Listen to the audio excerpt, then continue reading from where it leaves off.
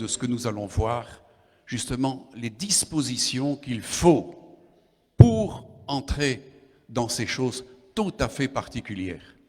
Est-ce que vous êtes prêts pour ces choses particulières? Est-ce que vous êtes d'accord d'entrer dans une nouvelle marche avec le Seigneur, dans une nouvelle vision des choses où Dieu dirige d'une manière tout à fait particulière? Et c'est là, dans l'écoute que nous avons de Dieu, nous allons trouver des stratégies, des directives, de la sagesse, de l'intelligence dans les situations. L'important, c'est de se conformer à ce que Dieu veut. Ceux qui écoutent Dieu, ceux qui écoutent l'Esprit Saint, moi je l'ai toujours vu, et les Écritures nous en parlent, marchent toujours dans la victoire. Dieu veut faire de nous des plus que vainqueurs. Amen. Ce n'est pas forcément le cas partout. Beaucoup de gens, en fin de compte, ne sont pas des vainqueurs. Pourtant, la parole de Dieu nous dit que nos armes ne sont pas charnelles, mais elles sont puissantes par la vertu de Dieu. Et nous avons des armes puissantes. Vous savez, si on donne une bombe atomique à quelqu'un, on sait que c'est ultra puissant, pas vrai? Et beaucoup d'armes sont très puissantes. Mais si tu ne sais pas comment ça fonctionne, à quoi ça sert d'avoir une bombe atomique? À quoi ça sert d'avoir des armes sophistiquées si tu ne sais pas t'en servir? Si tu n'as pas compris comment ça fonctionnait pour que ça ait du résultat. Maintenant, on sait très bien que nous menons une guerre qui n'est pas destinée à faire des dégâts, mais au contraire, c'est une guerre qui vise le royaume, la conclusion du royaume de Dieu, la venue du royaume de Dieu, et le triomphe, la victoire de l'évangile et de la foi au Seigneur Jésus. Amen. Est-ce que vous êtes d'accord avec ça? Alors, comprenez que Dieu veut faire de nous des plus que vainqueurs. Et je voudrais prendre avec vous un texte dans Romains, chapitre 8, à partir du verset 28 à 39. Paul nous dit, « Nous savons du reste que toute chose concourt au bien de ceux qui aiment Dieu et de ceux qui sont appelés selon son dessein. » Beaucoup de gens vous opposeront beaucoup de choses contre cela. Pourtant, Paul dit la vérité. Nous savons du reste que toute chose concourt au bien de ceux qui aiment Dieu, de ceux qui sont appelés selon son dessein. Car, dit-il, ceux qu'il a connus d'avance, il les a aussi prédestinés à être semblables à l'image de son Fils, afin que son Fils fût le premier-né entre plusieurs frères. Et ceux qu'il a prédestinés les a aussi appelés, et ceux qu'il a appelés les a aussi justifiés, et ceux qu'il a justifiés les a aussi glorifiés. Que dirons-nous donc à l'égard de ces choses? Si Dieu est pour nous, qui sera contre nous? Lui qui n'a pas épargné son propre Fils, mais qui l'a livré pour nous tous, comment ne nous donnera-t-il pas aussi toutes choses avec lui? Qui accusera les élus de Dieu? C'est Dieu qui justifie, qui les condamnera. Christ est mort, bien plus il est ressuscité, il est à la droite de Dieu et il intercède pour nous. Qui nous séparera de l'amour de Christ? Serait-ce la tribulation ou l'angoisse, ou la persécution, ou la faim, ou la nudité, ou le péril, ou l'épée? Selon qu'il est écrit, c'est à cause de toi qu'on nous met à mort tous les jours, qu'on nous regarde comme des brebis destinées à la boucherie. Mais dans toutes ces choses, nous sommes plus que vainqueurs par celui qui nous a aimés. Car j'ai l'assurance que ni la mort, ni la vie, ni les anges, ni les dominations, ni les choses présentes, ni les choses à venir, ni les puissances, ni la hauteur, ni la profondeur, ni aucune créature ne pourra nous séparer de l'amour de Dieu manifesté en Jésus-Christ notre Seigneur. Voyez, Dieu fait tout concourir pour le bien de ceux qui aiment Dieu. Mes amis, quand des hommes aiment et des femmes aiment Dieu et qu'ils s'attachent et qu'ils veulent chercher le conseil en Dieu, eh bien, Dieu va faire tout concourir. Et je crois que ce matin, Dieu veut donner un dépoussiérage sur certaines choses pour justement réactiver des vérités profondes, des vérités puissantes, des vérités explosives, des vérités qui amènent des victoires. Mes amis, Jésus, qu'est-ce qu'il a dit aux sept églises? À celui qui vaincra. Est-ce qu'il nous envoie dans un combat pour être vaincu? Non, il nous a donné tous les éléments pour pouvoir vaincre. Et c'est pour ça que la parole de Dieu nous dit que les armes de Dieu sont puissantes par la vertu de Dieu. C'est sa vertu qui intervient dans ces armes. Ce n'est pas la force de l'homme, C'est pas on n'a pas des bazookas, on n'a pas des bombes atomiques, on n'a pas des missiles, on n'a pas des mitraillettes. Et pourtant, c'est bien plus efficace. Parce que ça amène la victoire d'un royaume sur un royaume de ténèbres, un royaume qui fait énormément de dégâts et de morts. Dieu nous donne la victoire sur toutes ces choses. Amen. C'est pour ça qu'on est appelé à être des plus que vainqueurs. Il y a des gens qui sont des plus que vaincus. Parce que l'ennemi a tout fait pour monter une manière de faire et de voir qui les conduit à être des vaincus. C'est pour ça que Jésus nous appelle à être des vainqueurs. Amen. Est-ce que vous avez une mentalité de vainqueur? Mes amis, c'est pour ça qu'il nous faut rester fermes. Amen. Hein? L'apôtre Pierre, vous lisez la dernière épître, vous allez voir de rester ferme, afin que justement de ne pas déchoir de la grâce et de tout le reste. Mes amis, la fermeté dans le combat est nécessaire, mais il faut comprendre tous les points afférents de ce combat, de cette guerre spirituelle. Amen. Mes amis, et ça c'est Jacques qui nous le dit, Jacques étant le frère de Jésus, nous dit dans 1 Jacques, le verset 2 à 4, et c'est l'importance tout de suite, il dit « Regardez ». Il dit « Mes frères, regardez comme un sujet de joie complète les diverses épreuves auxquelles vous pouvez être exposés, sachant que l'épreuve de votre foi produit la patience, mais il faut que la patience accomplisse parfaitement son œuvre, afin que vous soyez parfaits et accomplis sans faillir en rien. » Mes amis, est-ce que beaucoup de gens peuvent regarder les épreuves comme un sujet de joie? Et quel est le regard que nous portons sur les épreuves?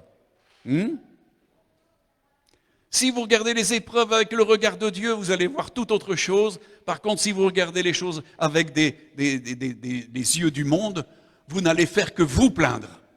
Vous savez, c'est pas difficile. Ouvrez la télévision, ouvrez les journaux, ouvrez toutes choses, et vous allez voir que le monde est actuellement dans beaucoup de crainte, dans beaucoup de peur de tout ce qui va arriver. Il y a des gens qui sont en train de se suicider, il y a des gens qui meurent de tristesse, il y a des gens qui sont dans le désarroi le plus complet.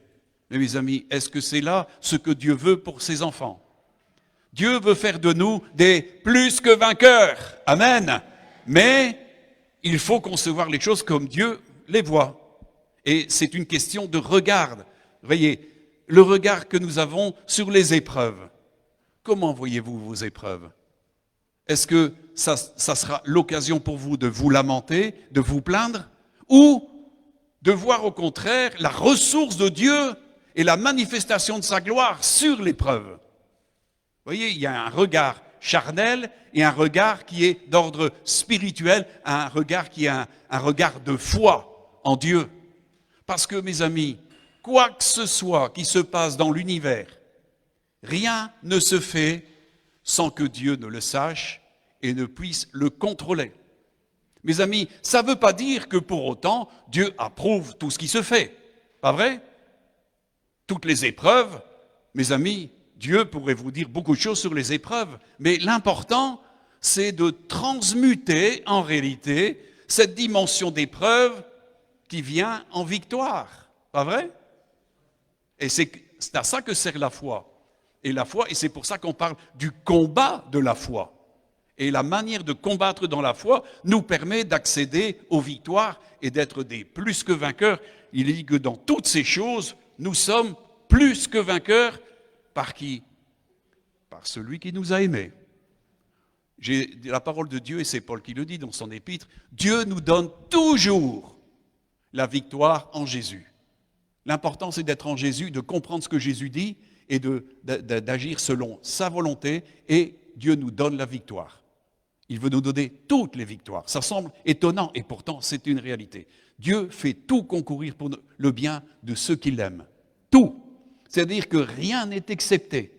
Mais c'est la manière d'aborder ces choses et de gérer et de régler ces choses-là qui fait toute la différence.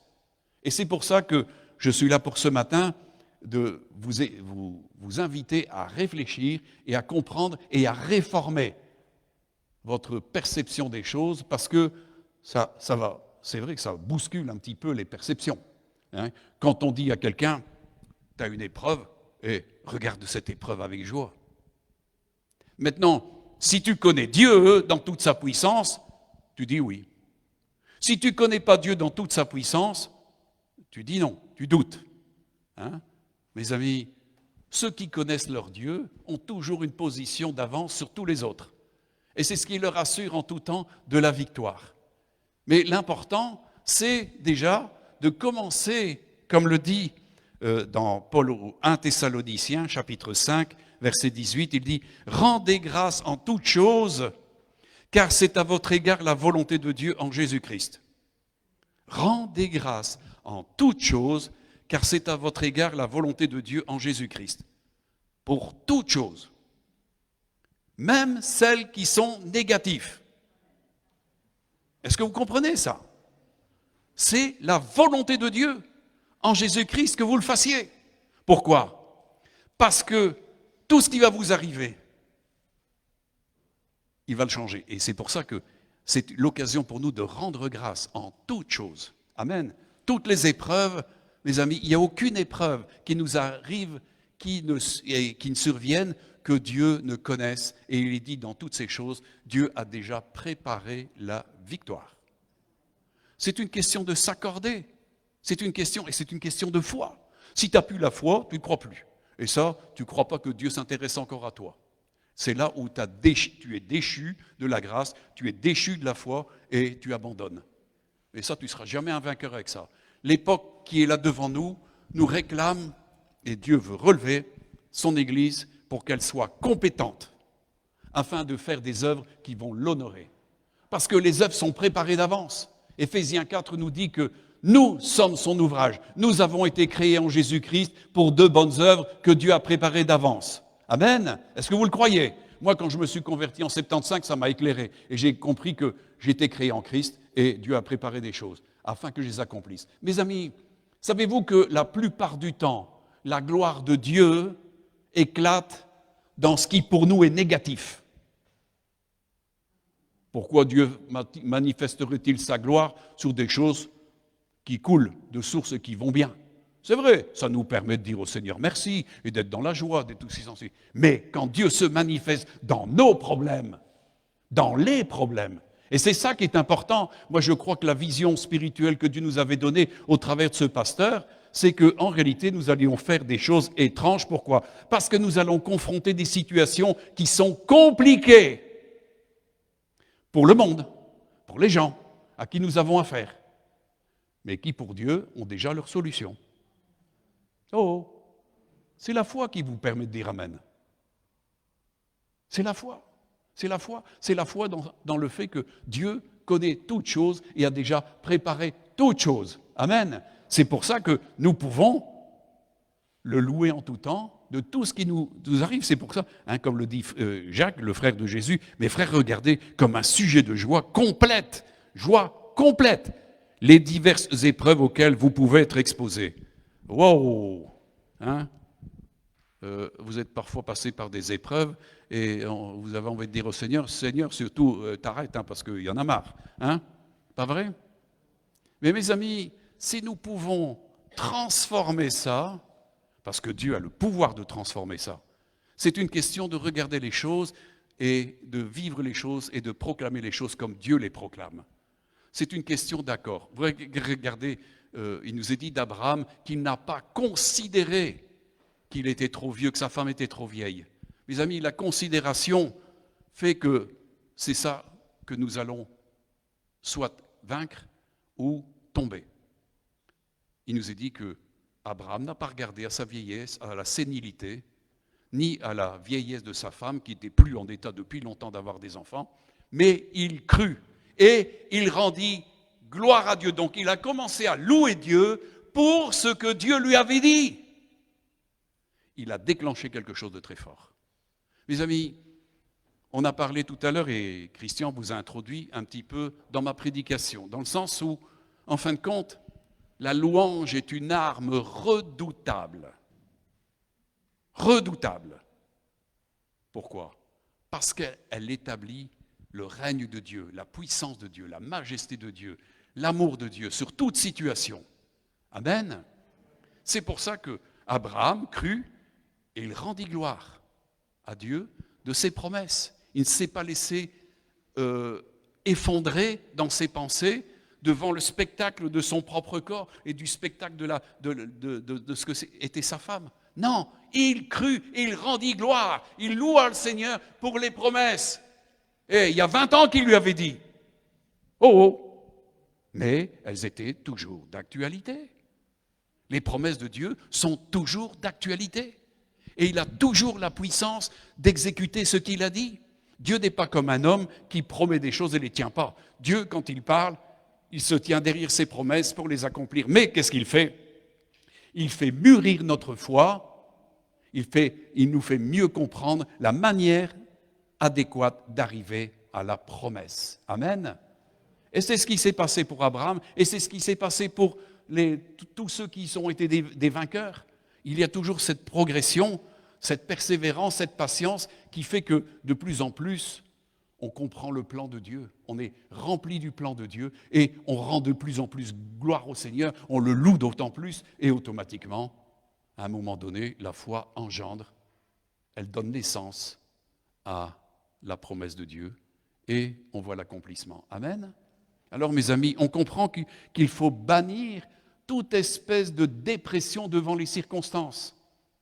Croyez bien que Dieu est au courant de tout ce qui peut nous atteindre. Ça ne veut pas dire qu'il est d'accord avec tout ce qui nous atteint, mais il a la puissance de régler tout ce qui nous atteint. L'important, c'est la considération que nous en avons, et si nous commençons à lui rendre grâce, même pour les choses négatives, qui peut commencer à louer le Seigneur pour des choses négatives? C'est important. Moi, je me souviens de David Carthage, quand il a construit là-bas, il était président des Assemblées de Dieu en Australie, et il n'y avait plus d'argent pour toutes les choses. Et il dit devant le Seigneur, j'ai un gros problème. Le Seigneur lui a dit, eh bien, commence à parcourir au milieu des fondations et commence à me louer. Loue-moi pour tout ce qui vient. Il a commencé et il dit, au début, j'avais vraiment des graviers dans ma bouche, je n'arrivais pas à le louer. Mais un petit peu à la fois, il a compris que c'était la volonté de Dieu de louer Dieu pour les ressources, pour la puissance, pour sa prodigalité, pour les bienfaits qu'il allait libérer. Il dit, j'ai fait ça pendant un moment, à la fin je l'ai possédé, c'était terminé. Je possédais tout et j'ai vu l'exécution de ça. La louange déclenche la puissance de Dieu. C'est pour ça que c'est une arme très puissante, très très puissante. Ceux qui ont compris la puissance de la louange, il dit que la victoire est pour ceux qui louent Dieu. Il y a un chant qui le dit, c'est vrai. Et la louange est donnée au peuple de Dieu. Le monde ne sait pas louer Dieu, aussi n'entre pas dans les victoires. Mais le vrai peuple de Dieu est un peuple qui est capable, devant les circonstances, de louer son Dieu, parce qu'il sait que la louange va changer les circonstances et Dieu va faire des choses nouvelles. Amen. Et ça, c'est important, c'est ce qui vient. Comprenez ? Mes amis, on n'est pas là pour abandonner notre vocation, notre appel, mais de comprendre que Dieu veut une fermeté là-dedans parce qu'il y a quelque chose de fort. Alors, on comprend que c'est difficile dans un premier temps de rendre grâce en toutes choses, mais c'est à l'égard de la volonté de Dieu, c'est ce que Dieu veut. Amen. Ça semble étrange, hein, mes amis, mais j'ai pris avec moi ici, parce que ça fait plusieurs semaines que le Saint-Esprit me tarabiscote par rapport à ce livre. Il s'agit d'un livre qui s'appelle « Puissance de la louange » et qui a été écrit par Merlin Carothers, qui était un aumônier dans l'armée américaine, parachutiste et tout ce qui s'ensuit. Et c'est un homme qui avait déjà écrit, je vous donne un petit peu le chose, hein. Ce livre a été diffusé à cette époque-là, 4 millions d'exemplaires. C'est dire que, quand même, ce n'est pas un petit tirage, mais il a été encore multiplié après. Hein. Mais il avait déjà écrit... de la prison à la louange, hein, ça c'était son premier, et donc il a en fait cela, et c'était un best-seller mes amis, qui a changé des vies, qui a transformé des vies, parce que beaucoup de gens sont en échec, parce qu'ils ne comprennent pas comment libérer la puissance de Dieu. Et elle est là, elle est disponible. Hein. Il est important que nous comprenions la manière de faire de Dieu. Il est dit que la louange sied aux hommes droits, aux hommes justes.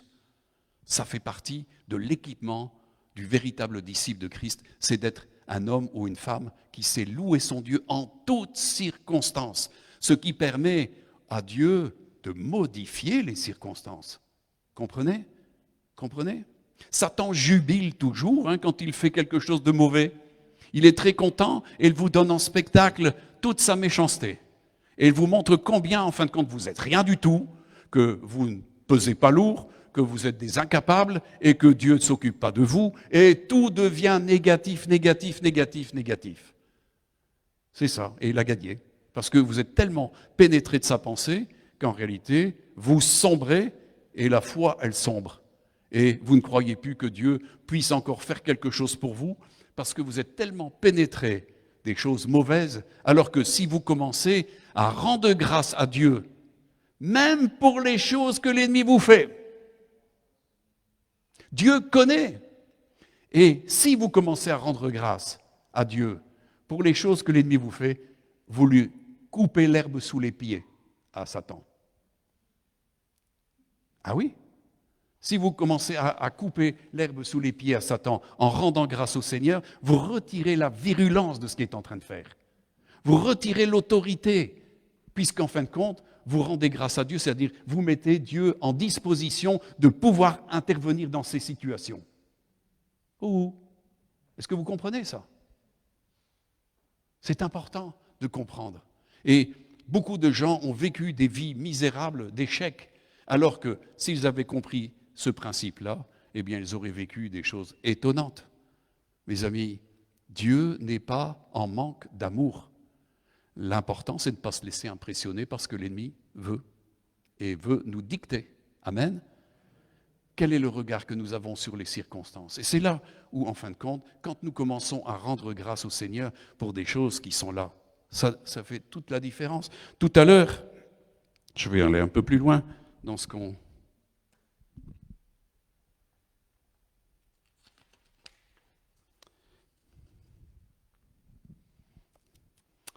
Paul dira que nous sommes nous nous rendons recommandables comme serviteurs de Dieu par beaucoup, il dit, et par la parole de vérité, par la puissance de Dieu, par les armes offensives et défensives de la justice, au milieu de la gloire et de l'ignominie. Vous voyez, on se rend recommandable. Pourquoi? Parce que nous avons compris le plan de Dieu et nous agissons selon le schéma de Dieu, selon les instructions du Seigneur. Et c'est pour ça que nous sommes puissants. Et nous rendons recommandables justement par la parole de vérité, par la puissance de Dieu, par les armes offensives et défensives de la justice, au milieu de la gloire et de l'ignominie. C'est tout ça, c'est dans ce passage de 2 Corinthiens 6, de 3 à 8, vous pouvez le lire chez vous. Mes amis, comme le dit Paul en 2 Corinthiens, si nous marchons selon la chair, nous ne combattons pas selon la chair, car les armes avec lesquelles nous combattons ne sont pas charnelles, mais elles sont puissantes par la vertu de Dieu, pour renverser des forteresses, et ensuite. Et Paul parlera de tous les combats qu'il a menés, et c'est vrai qu'on parle du combat de la foi, et de remporter des victoires. Mes amis, un combat, dans la vue de Dieu, c'est pour amener une victoire. Amen. Si nous sommes vaincus devant les situations, c'est que nous n'avons pas mené le bon combat, et pas avec les armes qu'il fallait. Mes amis, il est important de comprendre les armes qui sont à notre disposition. Et comme il dit ici, ce sont des armes qui sont puissantes par la vertu de Dieu. C'est sa vertu qui va agir dans ces armes, ce n'est pas notre pouvoir. Comprenez? Nous n'avons pas de puissance par nous-mêmes. Jésus a dit, vous ne pouvez rien faire sans moi.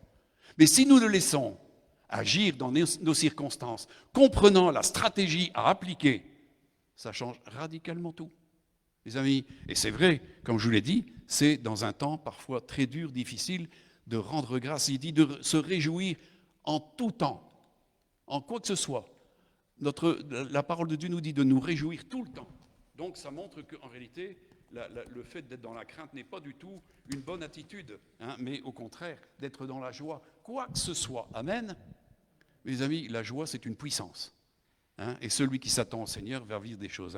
Mes amis, je vais vous lire ici le passage, et tout à l'heure, Christian en a parlé, et il s'agit du roi Josaphat. Josaphat était un homme qui plaisait vraiment à Dieu parce qu'il a restauré beaucoup de choses en Israël. Et il s'est passé qu'à un moment donné, eh bien, des trois armées ont voulu se joindre ensemble, s'unir pour détruire Israël. On comprend qu'en réalité, l'ennemi se ligue contre tout ce qui est de Dieu. Or, cet homme, ce roi Josaphat, était un homme qui craignait Dieu. Donc, Satan a l'intention de détruire quelqu'un. Alors, ne vous étonnez pas, puisque vous appartenez au Seigneur, que l'ennemi vous cible particulièrement. Comme on l'a vu, on est mis à mort tous les jours à cause de son nom. Maintenant, l'important, c'est de ne pas se laisser faire par les circonstances, mais de comprendre comment est le combat, justement pour être des vainqueurs. Amen. Et donc, il nous est dit, donc après cela, je vous lis le texte qui correspond à ça. C'est assez long, mais ça vaut la peine. Après cela, les fils de Moab, oui, bon, je vais aller un peu plus loin. Donc, en réalité, 3 armées se liguent. Je vais aller un peu plus court. Au verset 6, il dit, donc Josaphat se présenta au milieu de l'assemblée de Juda et de Jérusalem dans la maison de l'Éternel devant le nouveau parvis. Il dit, l'Éternel, Dieu de nos pères, n'es-tu pas Dieu dans les cieux et n'est-ce pas toi qui domines sur tous les royaumes des nations? Voyez donc, il loue le Seigneur, il précise déjà la dimension de Dieu. C'est toi qui domines sur toutes les nations. N'est-ce pas toi qui as mis qui est en main la force et la puissance et à qui nul ne peut résister? N'est-ce pas toi, ô notre Dieu, qui as chassé les habitants de ce pays devant ton peuple d'Israël et qui l'a donné pour toujours à la postérité d'Abraham qui t'aimait? Ils l'ont habité, ils t'y ont bâti un sanctuaire par ton nom en disant, si nous survient quelque calamité, et ainsi de suite. Donc il énumère. Et alors, il énumère ensuite, voilà, autre chose. Et au verset 12, il dit, ô notre Dieu, n'exerceras-tu pas tes jugements sur eux, car nous sommes sans force devant cette multitude nombreuse qui s'avance contre nous, et nous ne savons que faire, mais nos yeux sont sur toi. Tout Juda se tenait debout devant l'Éternel avec leurs petits-enfants, leurs femmes et leurs fils. Alors l'Esprit de l'Éternel saisit au milieu de l'assemblée Jacaziel, fils de Zacharie, fils de Benaja, fils de Jéhiel, fils de Nathania, lévite d'entre les fils d'Azaph. Et Jacaziel dit, soyez attentifs, tout Juda et habitants de Jérusalem. Et toi, roi Josaphat, ainsi vous parle l'Éternel. Ne craignez pas et ne vous effrayez pas devant cette multitude nombreuse, car ce ne sera pas vous qui combattrez, ce sera Dieu. Demain, vous descendrez contre eux, ils vont monter par la colline de Tzitz, et vous les trouverez à l'extrémité de la vallée en face du désert de Jéruel. Vous n'aurez pas à combattre en cette affaire. Présentez-vous, tenez-vous là, et vous verrez la délivrance que l'Éternel vous accordera, Juda et Jérusalem. Ne craignez pas et ne vous effrayez pas. Demain, sortez à leur rencontre, et l'Éternel sera avec vous. Joseph s'inclina, le visage contre terre, et tout Juda et les habitants de Jérusalem tombèrent devant l'Éternel pour se prosterner en sa présence. Donc il y a toute une suite, et alors on voit après, le lendemain, ils se mirent en marche de grand matin pour le désert de Tekoa. À leur départ, Josaphat, le roi, se présenta et dit, « Écoutez-moi, Juda et habitants de Jérusalem, confiez-vous en l'Éternel, votre Dieu, et vous serez affermis. Confiez-vous en ses prophètes, et vous réussirez. » Puis, d'accord avec le peuple, il nomma des chantres qui, revêtus d'ornements sacrés et marchant devant l'armée, célébraient l'Éternel et disaient, « Louez l'Éternel, car sa miséricorde durera toujours. » Au moment où l'on commençait les chants et les louanges, l'Éternel plaça une embuscade contre les fils d'Ammon et de Moab et ceux de la montagne de Séhir qui étaient venus contre Juda. Ils furent battus, les fils d'Ammon et de Moab se jetèrent sur les habitants de la montagne de Séhir pour les dévouer par interdit et les exterminer. Et quand ils en eurent fini avec les habitants de Séhir, ils cédèrent les uns les autres à se détruire. Lorsque Juda fut arrivé sur la hauteur d'où l'on aperçoit le désert, ils regardèrent du côté de la multitude, et voici, c'étaient des cadavres étendus à terre, et personne n'avait échappé. Mes amis, justement, Merlin Carotter, il dit, moi j'ai été dans l'armée, et j'ai jamais vu un général qui envoyait ses forces armées avec devant des chantres. C'est un truc de fou, hein. C'est un truc de fou.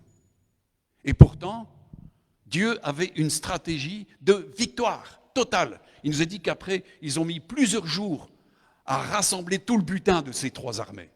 3 armées. Ils tremblaient devant. Mais néanmoins, la force du Seigneur, à partir du moment où ils ont loué Dieu, la crainte est partie. La crainte est partie. Ils n'étaient plus du tout effrayés. Ils étaient dans l'assurance. Essayez d'imaginer les chantres qui étaient devant. il s'en allait devant l'armée, il s'en allait devant des 3 armées qui allaient les combattre. Est-ce que vous comprenez? Mais ils étaient rassurés parce que Dieu allait combattre pour eux. Mes amis, dans nos combats, si nous agissons en faisant confiance à Dieu, c'est Dieu qui va combattre nos ennemis. Mais il faut commencer par lui rendre grâce, même pour les choses qui nous arrivent. Ça, c'est souvent le plus difficile, de se réjouir des épreuves qui nous atteignent, parce que c'est voulu de Dieu pour notre bien. Et au travers de ça, il va manifester sa gloire et sa puissance. Amen. Il veut nous instruire et nous amener dans des positions de force et des positions de victoire supérieures. Amen. Mes amis, c'est comme ça que ça se passe. Amen. Mes amis, je voudrais vous faire une petite chose entre deux à propos de ces dimensions. Est-ce que vous connaissez l'historique de Tournai et du réveil de Tournai? Mes amis, le réveil de Tournai a engendré près de 80% de gens qui sont devenus croyants évangéliques. Croyants, vous savez, à cause de quoi? Eh bien, des gens ont eu à cœur une stratégie. Il y a eu de l'opposition, il y a eu de la malveillance, il y a eu des tiraillements, il y a eu toutes sortes de choses, mais ils ont persévéré en quoi? Ils ont chanté la grandeur de Dieu au travers des psaumes. Vous savez, il nous est dit que Jésus, souvent avec ses apôtres, dans le jardin des Oliviers, quand ils avaient fini de parler, ils chantaient les psaumes. Pourquoi? Parce que la louange de Dieu établit le périmètre de Dieu, établit le trône de Dieu sur des circonstances.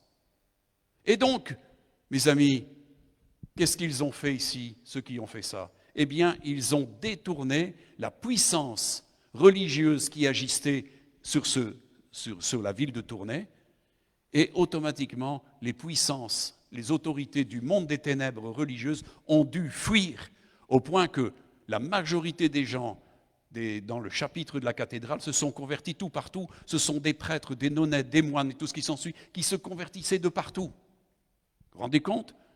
Une population de 80% de la communauté tournaisienne était devenue réformée. Elle suivait la doctrine de Calvin et ils sont rentrés dans l'évangile, mes amis.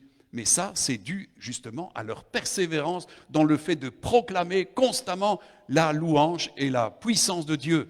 Vous savez, regardez, un bon conseil, lisez les psaumes et chantez-les. Il est dit qu'on peut chanter les psaumes. C'est ce que faisait Jésus. Et il proclamait la grandeur. Les psaumes proclament la grandeur de Dieu. Regardez David, quand il était entouré d'ennemis, il dit, loué soit l'Éternel, et je suis délivré de tous mes ennemis. Pourquoi? Parce qu'automatiquement, il établit la royauté de Dieu sur les circonstances. La louange établit le trône de Dieu. Dieu siège au milieu des louanges. Si Dieu siège au milieu des louanges de son peuple, est-ce que l'ennemi peut encore trôner? Est-ce qu'il peut encore siéger? Est-ce que vous comprenez le combat de la foi, le combat de la louange qui permet à Dieu, parce que les cœurs on comprenne sa puissance. Ils sont véritablement dans la pleine foi. Et automatiquement, la louange, mes amis, va déclencher une puissance de victoire que Dieu va donner. Ça s'est toujours fait comme ça. Jésus lui-même, quand il était quelque part, qu'est-ce qu'il faisait? Il levait les yeux au ciel, il dit, Père, je te loue. À partir du moment où Jésus dit, je te loue, la puissance du royaume s'établit. C'est Dieu qui vient. À partir du moment où nous louons Dieu, Dieu est là. Maintenant, c'est pour ça que la vie d'un véritable disciple, c'est une vie vécue dans la louange constante. Amen. C'est ça qui est important, hein, de vivre cette constante dans la louange et de ne pas cesser de louer Dieu. La vie de louange, c'est une vie du véritable disciple. Pourquoi?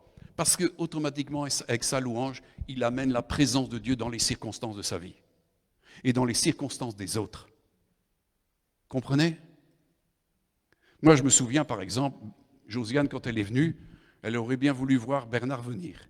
Mais Bernard, à cette époque-là, fumait et buvait.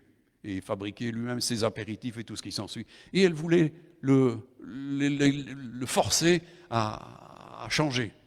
J'ai dit, fais pas ça. Moi, le Seigneur m'a montré qu'il allait agir dans la vie de Bernard. J'ai dit, loue le Seigneur, prie le Seigneur, remercie le Seigneur de ce qu'il va faire pour Bernard. Et quelque temps après, Bernard est venu au Seigneur, il a tout abandonné et il est devenu un homme engagé. Mais c'est la louange de Josiane qui a compris que la louange allait faire plus que ses récriminations. Vous savez, souvent, et on veut faire les choses pour contraindre les gens. Vous savez, dans son livre ici, il parle de toutes sortes de situations qui étaient liées, impossibles, de fils rebelles, de gens qui avaient toutes sortes de problèmes. Mais plutôt que de les confronter, ils ont commencé à rendre grâce à Dieu pour les choses et commencé à louer le Seigneur. Et là, le Seigneur commence à étendre sa grâce et sa puissance. Et puis les choses se transforment. Amen. Tout change à ce moment-là. C'est merveilleux, mes amis. On a un Dieu qui siège au milieu de nos louanges. Quand nous commençons à le louer, c'est ce que Jésus a dit, hein, si 2 ou 3 s'assemblent en mon nom, je suis au milieu d'eux. Et je sais que, c'est vrai que je m'excuse un petit peu pour lundi parce que je crois que j'ai chamboulé quelques personnes par rapport à la dimension du cœur. Mais je voudrais vous lire dans Romains, le chapitre 2, versets 28-29.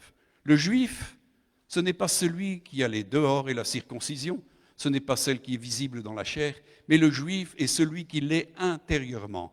Et la circoncision est celle du cœur, selon l'esprit et non selon la lettre. La louange de ce juif ne vient pas des hommes, mais de Dieu. Mes amis, quand nous libérons une louange qui vient de Dieu, c'est pour ça que je dis toujours, et c'est ce que j'aurais voulu faire comprendre lundi, mais j'en ai pas eu le temps, j'ai toujours dit que le cœur nouveau et l'esprit nouveau, c'était une excellente matrice. Parce que quand Dieu injecte par son esprit quelque chose dans cette matrice, ça enfante la victoire. Amen. Alors, on comprend qu'un cœur irrégénéré et des chansons qui ne sont pas spirituelles, mais qui sont les dimensions de l'homme. Dieu réclame une louange qui vient de l'esprit, qui vient de Dieu. Comprenez? Et ça, c'est le cœur nouveau, c'est l'esprit nouveau qui va libérer véritablement. Un homme charnel ne sait pas louer Dieu. Il va faire semblant, il va jouer de la musique, il va faire toutes sortes de choses, il peut chanter. Mais est-ce que cette louange est reçue de Dieu? Non. Il y a celle qui est libérée par des hommes et des femmes qui sont spirituels, qui connaissent Dieu et qui savent laisser l'Esprit de Dieu les animer. C'est ce que Jésus a dit à la Samaritaine.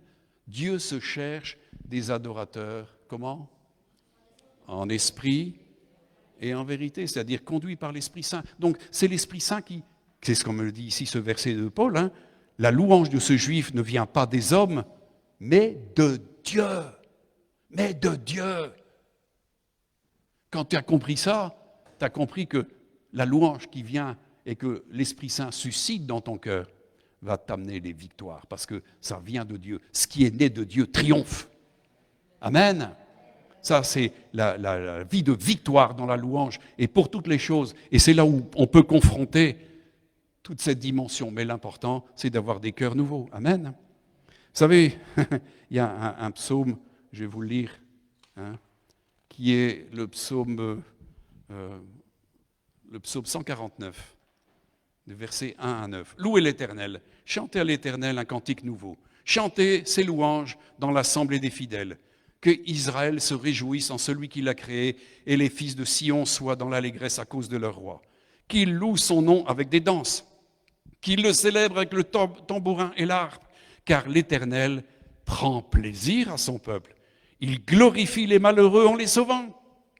Que les fidèles triomphent dans la gloire, qu'ils poussent des cris de joie sur leur couche, dans leur lit.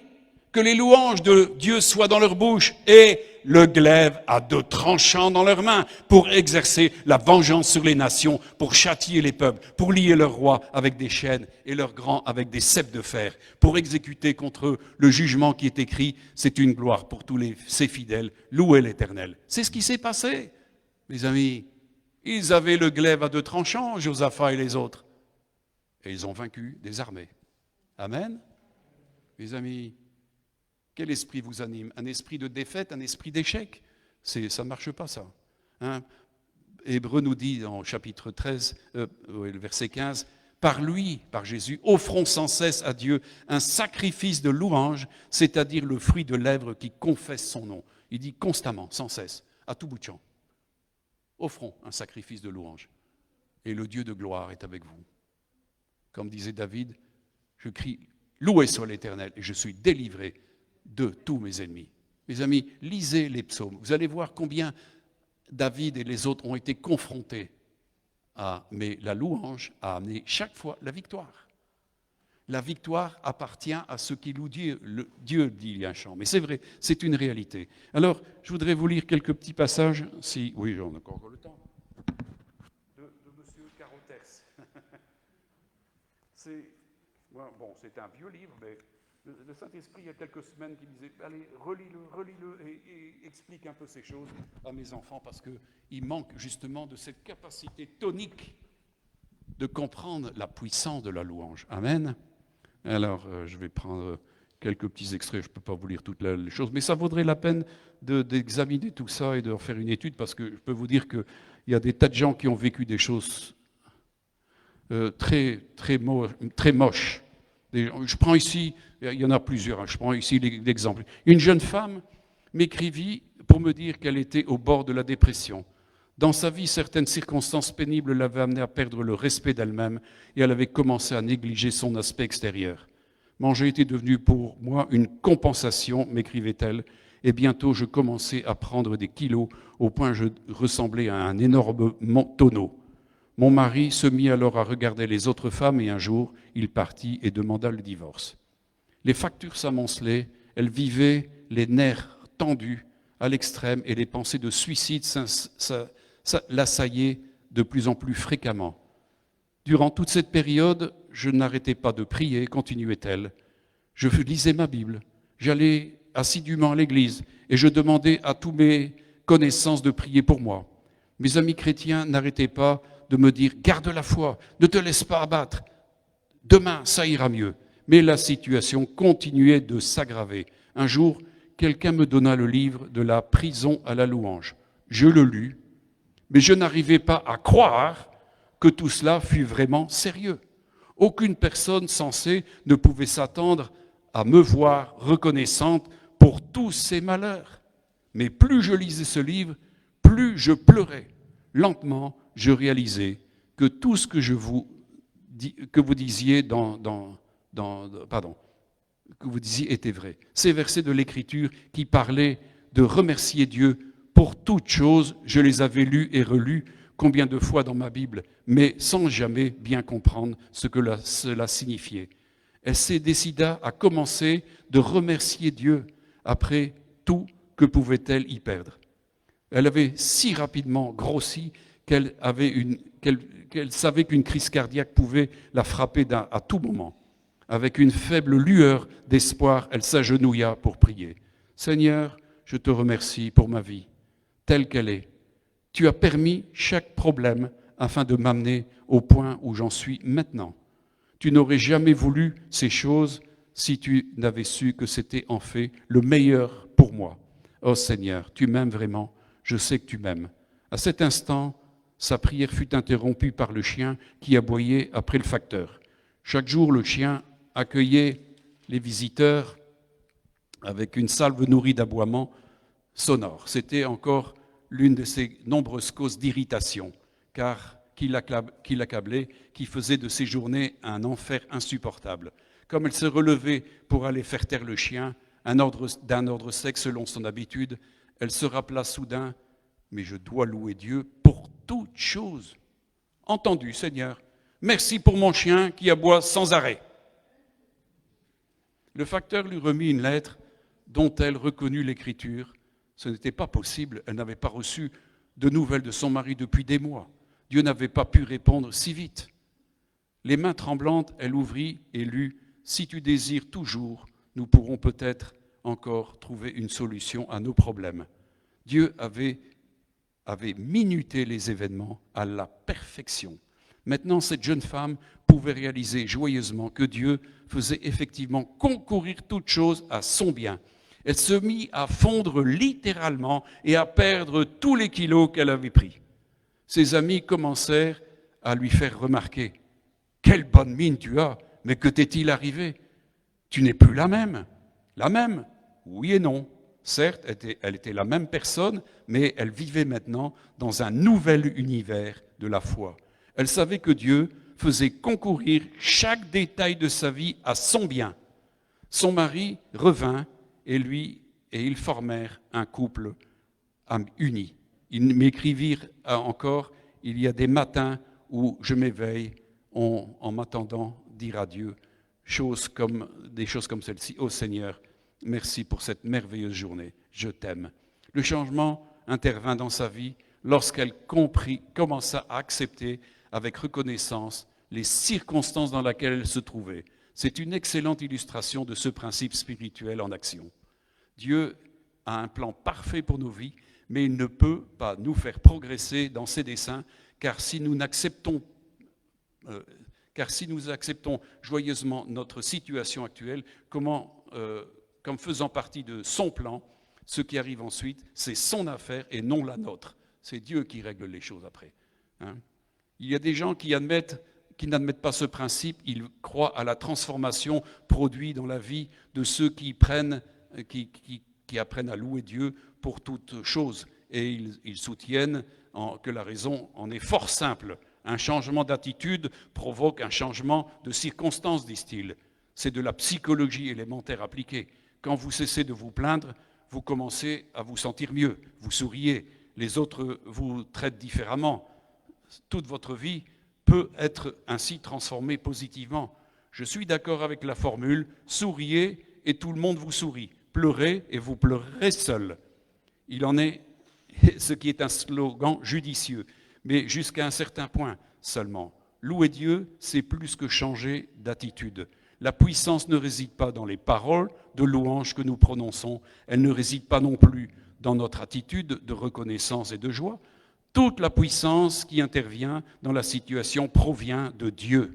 Il nous faut souvent nous rappeler ce fait. Il est tellement facile de tomber dans le piège de croire que nous avons un pouvoir sur les circonstances en récitant simplement certaines prières. Ce n'est pas possible, les amis. C'est pour ça qu'il nous est dit que les armes que nous employons sont puissantes par quoi? Par la vertu de Dieu, par la force de Dieu. Comprenez, c'est Dieu qui agit.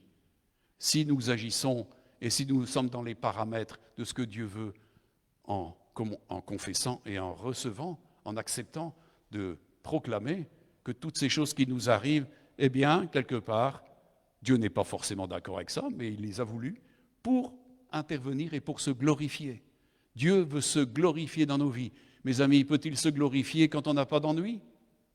Moi, je vois dans l'histoire du peuple chrétien et du peuple de Dieu, c'est toujours quand le peuple de Dieu avait des problèmes que Dieu pouvait se glorifier. Mais pour ça, il y avait la foi et la louange. Amen. Et la reconnaissance. Vous voyez, quand les apôtres ont été menacés, Pierre et les autres ont élevé la prière en disant que Dieu, c'était son conseil qui était arrêté d'avance, que ça arrive comme ça. Donc, ils savaient que la chose allait venir. Mais il dit, mais vois leurs menaces. Vous voyez, on peut dire les choses et on expose les faits. Et je crois que rendre grâce au Seigneur pour toutes choses nous permet de démontrer les choses un petit peu comme les apôtres et comme les autres prophètes et tout ce qui s'ensuit, qui ont agi justement en proclamant les choses qui étaient là. Les amis, il y a des personnes qui ont dit à Merlin Carothers, mais en fin de compte, on est en train de glorifier Satan. Hein? Pas vrai? Qu'est-ce que vous en croyez? Moi, je me souviens que des pasteurs ont été bloqués là-dedans. Pourquoi? Parce qu'il n'y a pas suffisamment de compréhension spirituelle.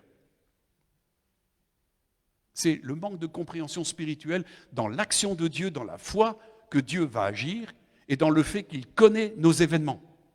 Dieu connaît toutes choses.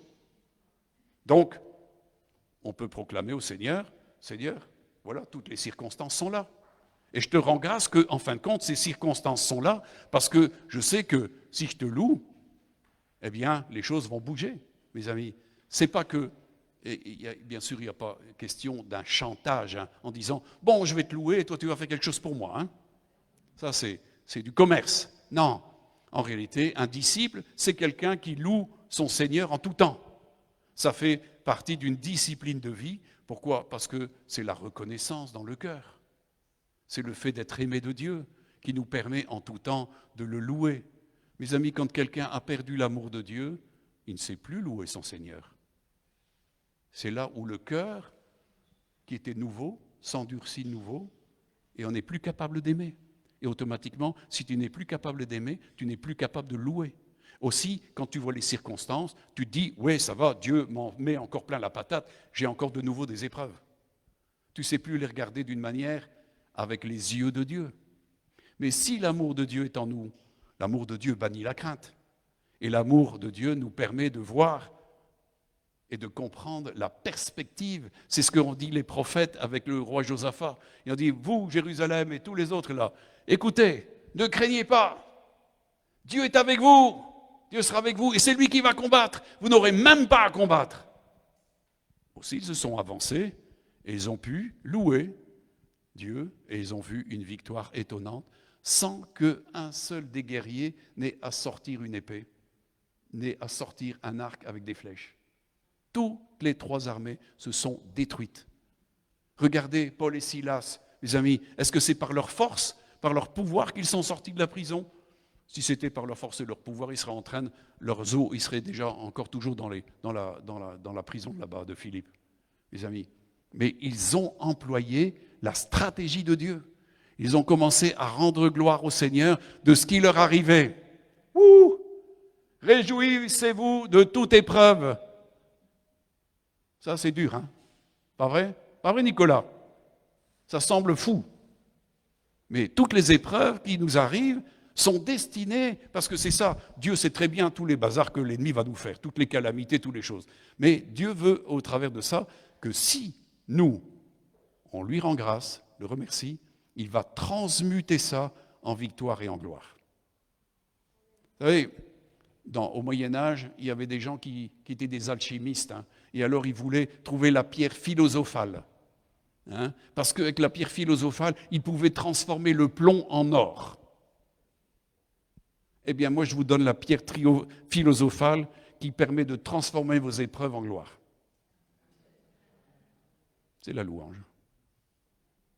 C'est la louange. Ça, c'est la pierre philosophale qui transforme toutes vos épreuves en gloire. Vous savez, il y en a tout plein, hein, des trucs sur la drogue, tout le bazar. C'est un homme qui a été tellement interpellé par toutes sortes, je ne vais pas tenir tout cela ici, parce que en réalité, il faudrait lire tout le livre, mais je vous conseille un jour de pouvoir le lire, c'est tonique.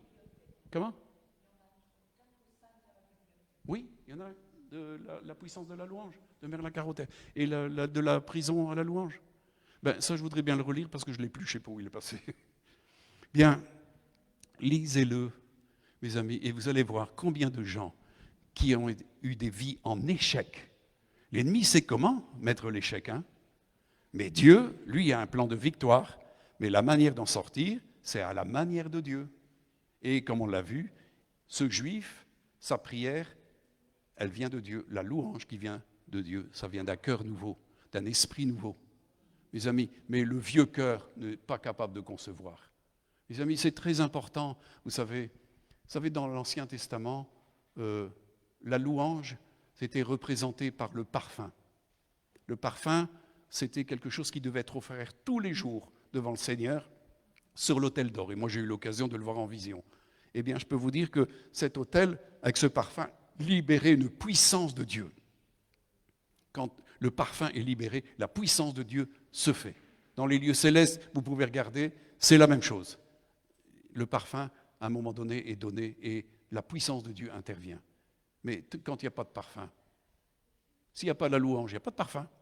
Nos louanges, c'est le parfum que nous faisons monter vers Dieu. L'adoration, la louange, l'action de grâce, tout ça, ce sont des choses qui honorent Dieu et qui sont comme un parfum de bonne odeur. Amen. Il y avait des sacrifices dans l'Ancien Testament qui étaient des sacrifices d'action de bonne odeur. Eh bien, notre louange, notre adoration représente justement cette dimension d'offrande de bonne odeur. Automatiquement, Dieu est touché et il fait des choses puissantes. Mais il faut savoir reconnaître et lui rendre grâce pour toutes les emmerdes, excusez-moi du terme, que l'ennemi nous fait. Parce que lui a la puissance de les transformer. C'est là où on établit le trône de Dieu au lieu du trône du diable. On lui retire sa puissance. Quand vous proclamez la grandeur de Dieu, l'autre, il est destitué. C'est nous qui sommes le peuple prophétique de Dieu et qui annonçons la justice de Dieu, qui annonçons le royaume de Dieu. Satan ne fait que donner des mensonges, mais nous sommes le peuple de Dieu qui proclamons. Et nous avons ce droit et cette autorité de ne pas nous laisser faire, comme Paul, il a dit à Silas, « Ok, maintenant on sort d'ici. » Comme Josaphat et les prophètes. Ils sont sortis vainqueurs de 3 armées, mes amis. Eh bien, nous n'avons pas des combats contre 3 armées, mais nous avons des tas de petits problèmes. Eh bien, Dieu veut nous donner la victoire, et la victoire va venir par la louange, mais rendez grâce en toutes choses. Donc, remerciez Dieu. Et je peux vous dire que c'est vraiment des gens ont été vraiment dans la difficulté au début. Comment est-ce que je peux rendre grâce pour mon enfant qui est révolté, qui se drogue et tout ce qui s'ensuit? Et ainsi de suite. Mes amis, eh bien, ils l'ont fait et ils ont vu que Dieu changeait les circonstances. C'est Dieu qui change tout. À partir du moment où on met tout à plat devant lui et qu'on le loue, ça change complètement tout. Mais c'est là l'importance d'avoir une louange qui n'est pas trafiquée. Vous savez, dans l'Ancien Testament, il nous est dit que l'huile du parfumeur se corrompt à cause des mouches. Les mouches font fermenter l'huile du parfumeur. Qu'est-ce que c'est? Eh bien, Satan, c'est Belzébul, c'est le dieu des mouches. Et il a bien l'intention de pervertir la louange, de pervertir l'adoration. C'est pour ça que la louange se doit d'être inspirée par l'Esprit de Dieu, comme on l'a vu tout à l'heure. Cette louange vient de Dieu, elle vient de l'Esprit de Dieu. Automatiquement, ça change tout. Dieu peut recevoir. C'est ce qui vient de lui. C'est lui qui le suscite par son esprit. Et là, ça change tout, mes amis. C'est important. Vous savez, il y a eu des expériences terribles dès les débuts. On voit que, par exemple, Dieu, au début, a permis que l'offrande, le feu du ciel descende et tout soit consumé par son feu divin. Normalement, il conservait ce feu dans des braséros de manière à pouvoir, chaque fois, quand ils offraient le parfum, parce qu'il fallait mettre le feu au parfum, afin que le parfum se répande, eh bien, il nous est dit que les fils d'Aaron ont pris un feu étranger. Donc ça veut dire, un feu étranger, c'est un autre esprit. Comprenez? On ne peut pas offrir nos sacrifices d'action de grâce, de louange, par un autre esprit que l'esprit de Dieu. Aussi, instantanément, les fils d'Aaron ont péri, frappés par la puissance de Dieu, parce qu'ils avaient pris un feu étranger. Nous ne pouvons pas louer Dieu avec un autre esprit. Et c'est pour ça que nous devons regarder et être vigilants à ce que nous chantons et par quel esprit nous le faisons. Plein de groupes de louanges ont été décimés, tués, parce que ce n'était pas l'esprit de Dieu qui les menait. Et ce qu'ils chantaient, c'est plus en rapport avec l'homme et avec le monde, avec le succès et tout ce qui s'ensuit, plutôt que quelque chose qui glorifie, élève, célèbre Dieu et glorifie et adore Dieu. Comprenez? Il y a une imperfection au niveau de la façon de le faire et la matière de le faire. Comprenez? C'est très important d'avoir toujours des chants inspirés. C'est pour ça que la victoire, eh bien, c'est pour ça que David était le chantre de Dieu et il pouvait, et c'est comme ça qu'il a fait beaucoup de psaumes. Lisez les psaumes et vous allez voir, inspirez-vous des psaumes et vous allez voir comment Dieu va combattre. Mes amis, Tournai a vécu un réveil à cause des chanteries.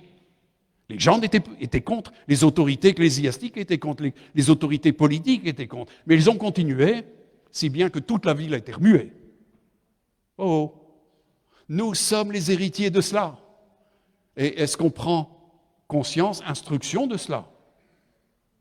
Quand vous lisez les livres d'histoire, on regarde ça comme peu de choses, mais moi je sais que le succès de 75% au moins de gens qui se sont convertis est lié, est lié à ces chanteries, c'est-à-dire la proclamation de la seigneurie de Dieu sur cette contrée. Ça a stoppé, en fin de compte, l'autorité des esprits démoniaques, des esprits de trucs, des cultes à des démons et à des saints et à tout ce qui s'ensuit, à des statues, automatiquement, ils assuraient la seigneurie de Jésus sur Tournai. Est-ce que vous comprenez la stratégie du combat? Notre guerre est une guerre spirituelle, c'est une guerre de louange, c'est une guerre d'adoration. Amen. Et qui est vainqueur? C'est nous, dans la mesure où nous comprenons le combat selon Dieu et menons le combat. Paul dira, j'ai combattu le bon combat, j'ai gardé la foi, je vais avoir la couronne de victoire. On est appelé à vaincre et à être des victorieux. Amen. Plein de gens ont démontré comment il fallait faire. On l'a vu avec Paul et Silas, on l'a vu avec Josaphat, mais l'histoire est remplie. Jésus lui-même, vous savez, quand il arrivait quelque part, qu'est-ce qu'il faisait? Père, je te loue. À partir du moment où il louait, Dieu saturait la présence. Amen. C'est extraordinaire. Vous savez, le livre là, de Berlin-Carothers montre, en fin de compte, plein de bénédictions qui sont venues simplement parce que les gens ont compris que Dieu pouvait travailler dans leurs circonstances et qu'ils devaient arrêter de regarder leurs circonstances et se maudire avec ça et penser que Satan en avait tellement après eux et que les autres en avaient tellement après eux. C'est l'occasion pour Dieu de manifester sa gloire. Dieu ne sait pas manifester sa gloire quand vous allez bien. C'est quand vous allez mal. C'est quand vous avez des problèmes. Amen. Mais il faut comprendre et ne pas se laisser enfermer dans le problème. Amen. C'est important. Voilà. Je vais arrêter ici et je vous remercie de votre écoute et puis aussi de tous ceux qui regardent la vidéo. C'est engagé ailleurs. Voilà. Et je crois que demain, on aura encore l'occasion de voir des choses là-dessus parce que, mes amis, il faut vraiment un renouvellement de la compréhension afin que la vie de louange soit constante. Il dit « de lèvres qui confessent sans cesse son nom ». Mes amis, quand vous confessez, Dieu est dans les circonstances. Si 2 ou 3 s'accordent en mon nom, je suis là. Il n'y a rien à faire. C'est quelque chose, c'est sa royauté qui vient. C'est le royaume de Dieu qui s'abaisse. Amen. Et nous sommes là pour abaisser le royaume de Dieu dans nos circonstances et dans les circonstances des autres. Et moi, je crois que justement, on va pouvoir venir avec cette dimension qu'avait Berlin-Carothers dans des situations où les gens ne voient plus clair, sont tellement embourbés dans toutes sortes de solutions, de problèmes. Et nous avons les solutions. On pourra leur dire, écoutez, faites comme ça et je vais vous aider. On va prier ensemble et vous allez voir. C'est comme ça que ça marche. Amen. Amen. Amen. Yes. Soyez bénis.